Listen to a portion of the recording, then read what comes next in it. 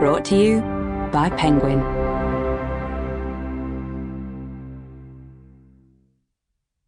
A Secret in the Family by Nancy Revell. Read by Janine Burkett.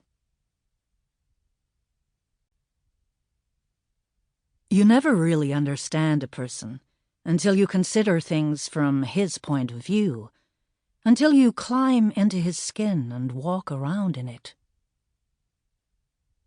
Harper Lee, To Kill a Mockingbird. Prologue. Sunderland, County Durham, Monday the 7th of May, 1945. Ida Boulter zipped up her small beige suitcase, carried it out of the bedroom, and put it by the kitchen table. She took a deep breath, forcing down the feeling of nausea she had been fighting whilst packing. She was taking the bare minimum, not that her life's belongings amounted to much. The magnitude of what she was about to do hit her again and had her rushing to the sink in the galley kitchen. She hunched over and dry heaved. There was nothing to bring up. Very little had passed her lips these last 24 hours. She breathed in deeply, forcing herself to get a grip.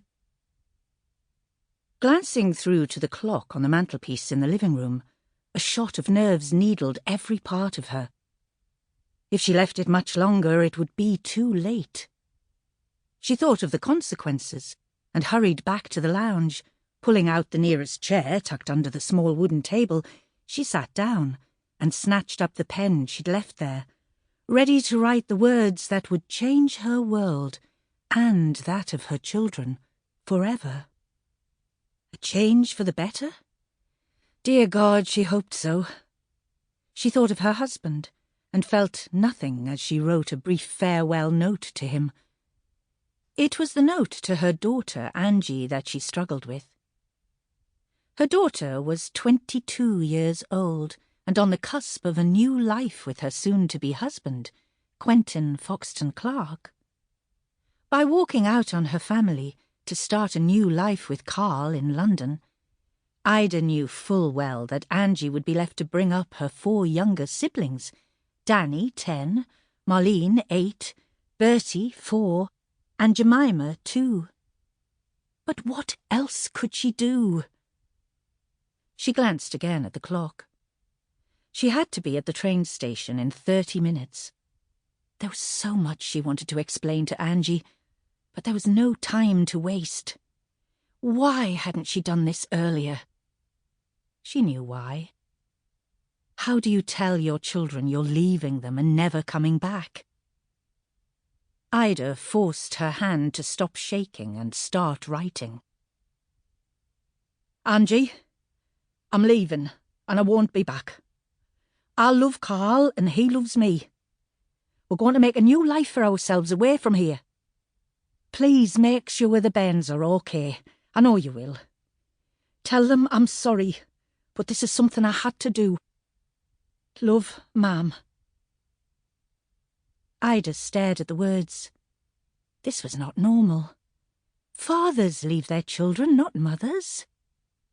But as indecision took hold, Ida saw an image of her own mother, the dull look in her eyes showing those who cared to notice that her spirit had been beaten. Her mother had died long before her time on this earth had run out. Recalling those darkened, deadened eyes, Ida's resolve returned. Stuffing the hastily written notes into 2 small brown envelopes, which had previously contained her wage slips, Ida stood up and placed them on the mantelpiece. Then she picked up her suitcase, grabbed her coat from the stand in the hallway, and walked out the front door without a backward glance. Chapter 1. 8 years later. Cuthford Manor, Cuthford Village, County Durham, Saturday the 11th of July, 1953. Angie looked up on hearing her good friend Clem. Sample complete. Ready to continue?